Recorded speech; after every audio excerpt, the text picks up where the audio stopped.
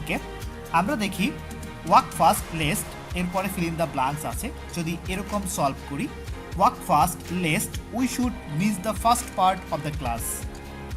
That means আমরা least শব্দটা হচ্ছে এখানে আমাদের মূল ক্লোজ মার্কার, যেটা দেখে আমরা অতি সহজে এর পরবর্তী অংশ কি হবে সেটা আইডেন্টিফাই করব। লেস্ট যেহেতু রুলসে ছিল, লেস্ট যদি থাকে পরবর্তীতে একটি সাবজেক্ট আসবে, এরপরে শুড বসবে। আর আমরা জানি শুড হচ্ছে একটি মডাল অক্সিলারি ভার্ব, এজন্য শুডের পরে ভার্বের বেস ফর্ম বসবে। That's why we can write we should miss the first part of the class.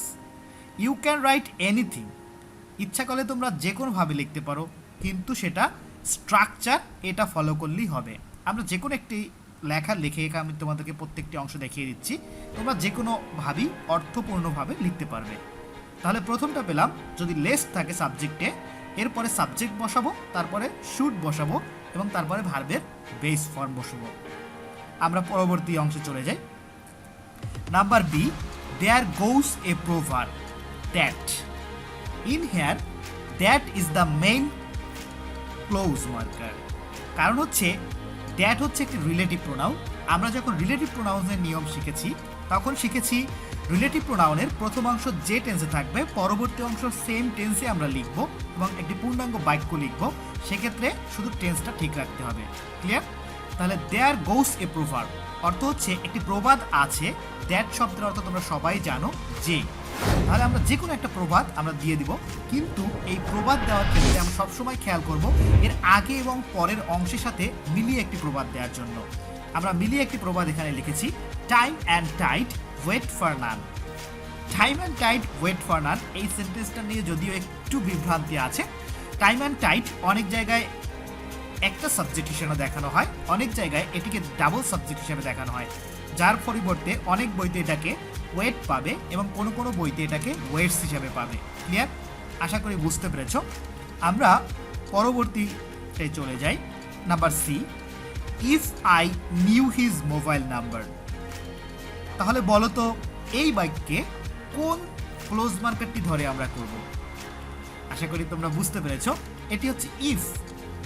আমরা এটা হচ্ছে কন্ডিশনাল শিখেছিলাম যখন, তখন তিনটা কন্ডিশনাল পেয়েছিলাম, ফার্স্ট কন্ডিশনাল, সেকেন্ড কন্ডিশনাল এবং থার্ড কন্ডিশনাল। যেহেতু ইফের পরে পাস্ট ইনডিফিনিট আছে, তাহলে পরবর্তী অংশে বসবে পাস্ট কন্ডিশনাল। ক্লিয়ার? তাহলে যদি পাস্ট কন্ডিশনাল স্ট্রাকচার আমরা দেখে নেই, এর পরবর্তী লিখতে পারি if I knew his mobile number. যদি আমি তার মোবাইল নাম্বারটি জানতাম, আই উড কল হিম। তার মানে হচ্ছে ইফের পরে যদি প্রথম অংশ পাস্ট ইনডিফিনিট হয়, পরবর্তী অংশে আমরা সাবজেক্ট প্লাস উড, কুড, মাইট অথবা শুড এরপরে ভার্বের বেস ফর্ম বসিয়ে করব। ক্লিয়ার? আশা করি বুঝতে পেরেছ।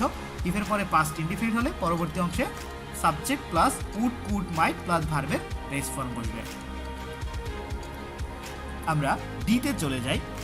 যদি কোনো সেন্টেন্সে আমরা দেখি এরকম দো অথবা অল দো আছে, বলতে পারো সেটি কোন সেন্টেন্স, সিম্পল, কমপ্লেক্স না কম্পাউন্ড? এটি হচ্ছে একটি কমপ্লেক্স সেন্টেন্সের এক্সাম্পল, কারণ আমরা জানি দো অল দো থাকলে সেটি একটি কমপ্লেক্স সেন্টেন্স। দো বা অল দো যদি থাকে, এর বাংলা অর্থ অনেকটা যদিও।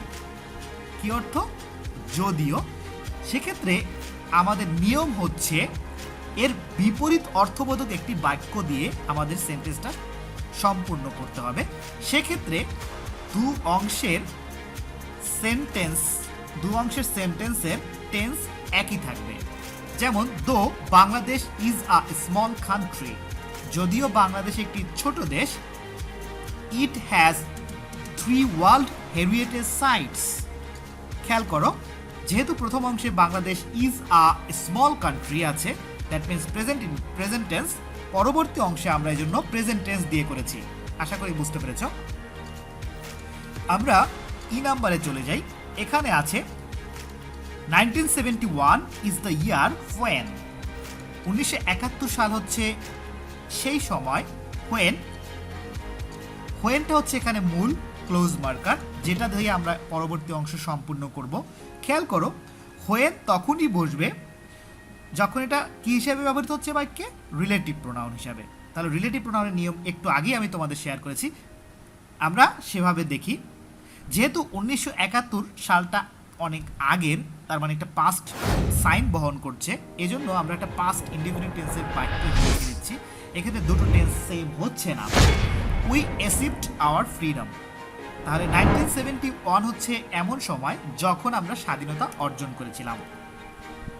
আমরা চলে যাই এফ নাম্বারে। যদি কোনো সেন্টেন্স এরকম দেখি আমরা পরবর্তী অংশ আছে, যেমন you can not get a good job, তুমি একটি ভালো জব পেতে পারো না। আমরা ইফের পরে দেখতাম যে ক্যান দিয়ে করে অনেক সময়, বা প্রেজেন্ট ইনডিফিনিট দিয়ে করে। আমরা যখন আনলেসের রুলসটা শিখেছি তখন আমরা দেখেছি ক্যান নট বসে। কি বসে? ক্যান নট বসে।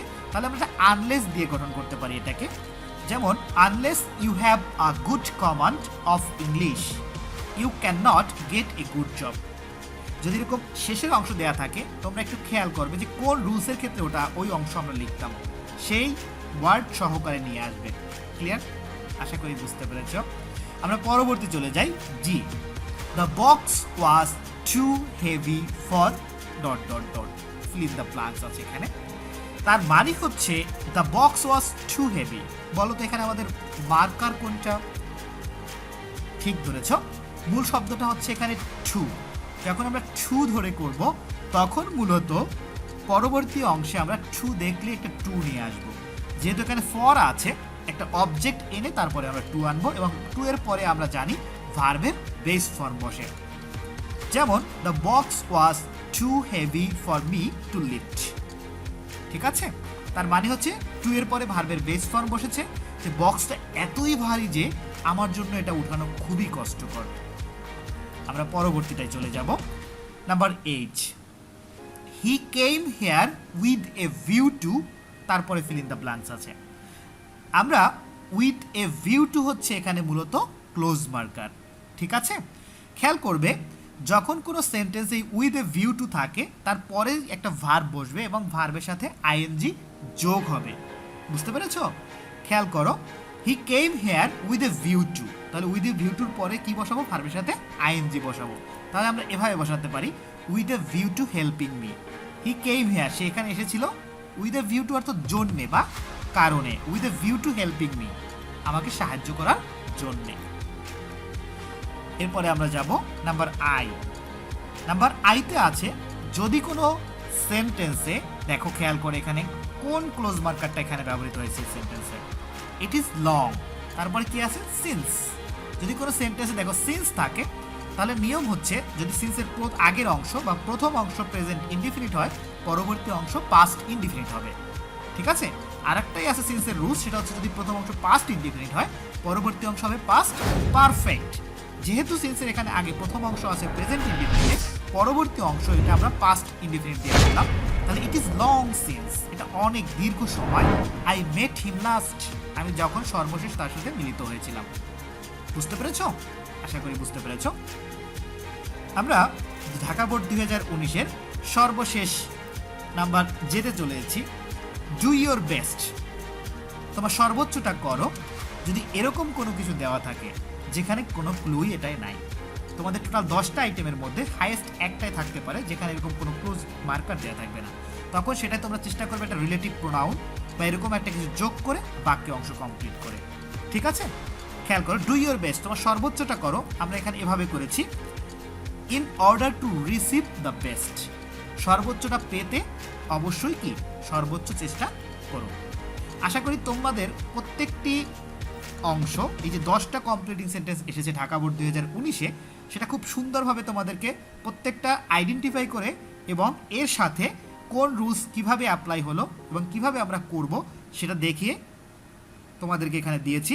আশা করি তোমরা এভাবে পড়লে প্রত্যেকটি বোর্ড কোশ্চেন যদি এভাবে সলভ করো অত্যন্ত সুন্দরভাবে তোমরা এই পার্টটি শিখতে পারবে। তোমাদের সকলকে ধন্যবাদ।